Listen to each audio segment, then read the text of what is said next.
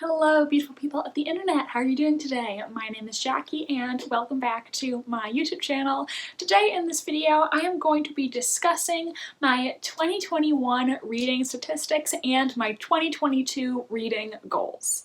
I started taking notes for this video one day while I was at work, and it's really hard to decipher because I started writing this in the margins of a page where I already had unrelated notes, so hopefully I can read everything that I worked out.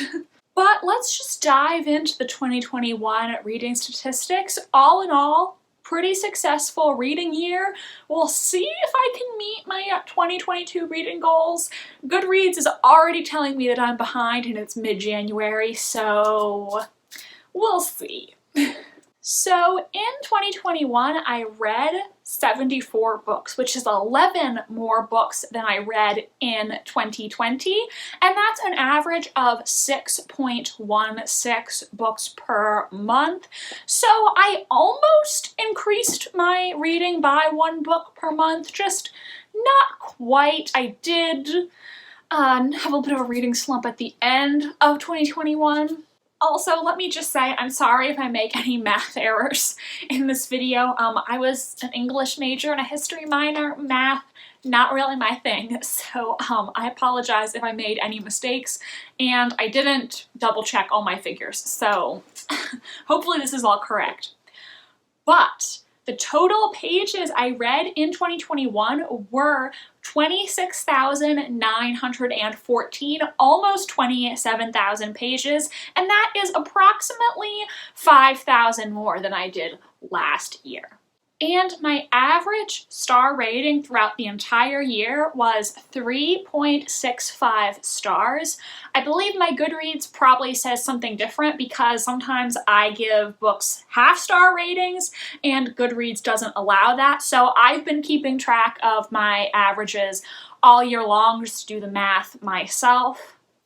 So now let's look at my most and least productive reading months. The month that I read the most pages was March, and in that month I read 3,879 pages. I read a lot that month. Meanwhile, the month I read the least was November, where I read 1,411 pages. I wrote that really small in the margins, and now I can't tell if that's a 4 or a 9. Editing me will look back at the November wrap-up and tell you which one is actually correct. Then, if we look at the month where I had the highest average rating, that was actually February, where my average rating for that month was 4.08 stars out of 5.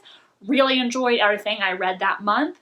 The month where I had the lowest average rating was April. That month my average star rating was only 3.21. Now let's talk about my genre breakdown. If Editing Jackie is feeling particularly motivated, maybe I'll make a graph to go with this section so you can have a visual. We'll see how the future me feels.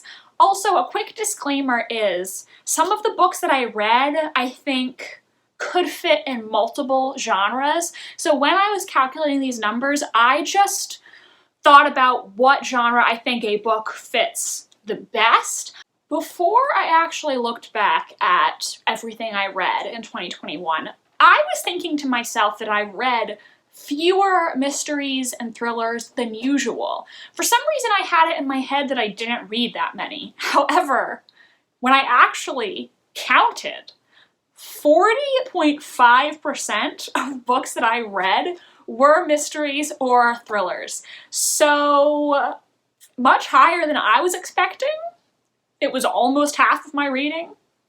By far, mysteries and thrillers were my most read genre, but let's look at how the other genres shook out. I would consider 18.9% of books that I read to be classics. Then 17.6% of my reading was historical fiction. I would consider 8.1% of the books I read to be primarily fantasy, 6.8% were nonfiction, 5.4% were what I would classify as literary fiction or contemporary fiction, and then 2.7% were children's or middle grade. Next, I looked at the gender of the authors that I read.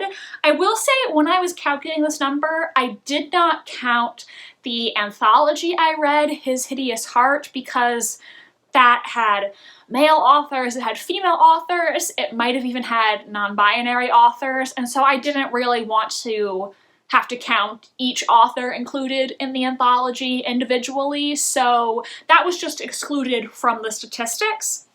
I found that 73% of the authors I read were female, approximately 27% were male, so female authors were the clear majority here. That's not super surprising to me, just because normally I enjoy books that were written by women and or about women more, just because I can relate to it better.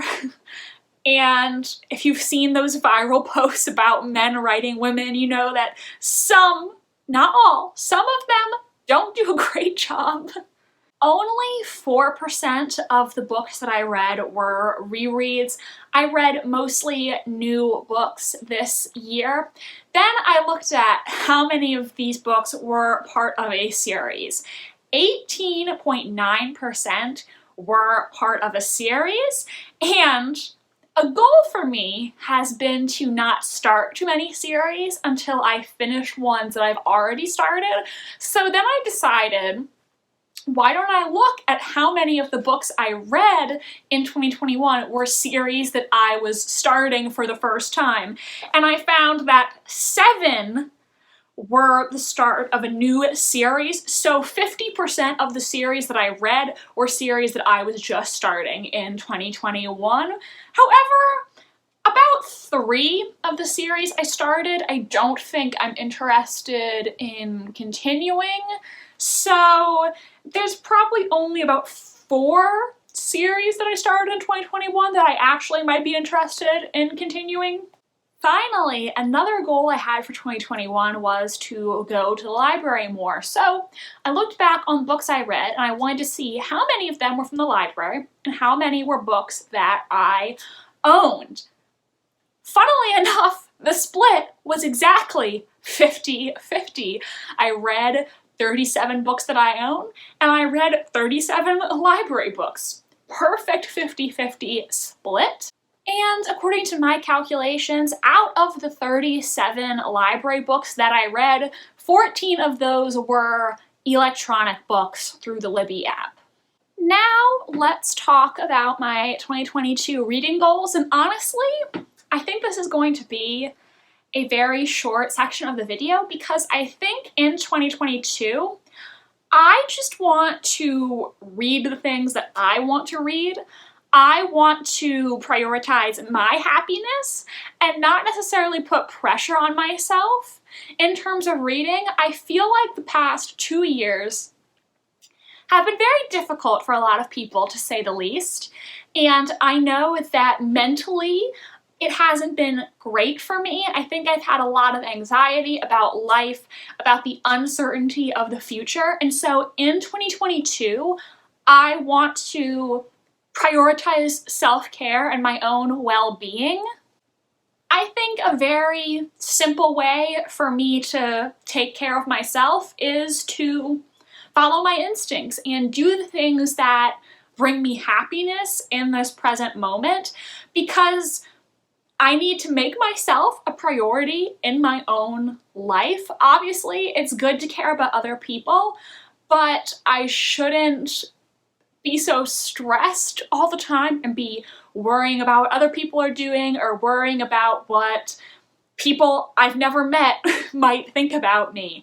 I will say for my Goodreads reading challenge, I set my goal at 75 books, and Goodreads is already telling me that I'm behind, even though it's still January. I'm already failing.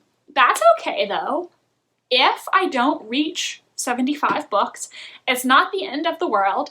It honestly doesn't matter that much in the grand scheme of things. So while I'm aiming for 75, if I read 70 books, if I read 65 books, what does it matter?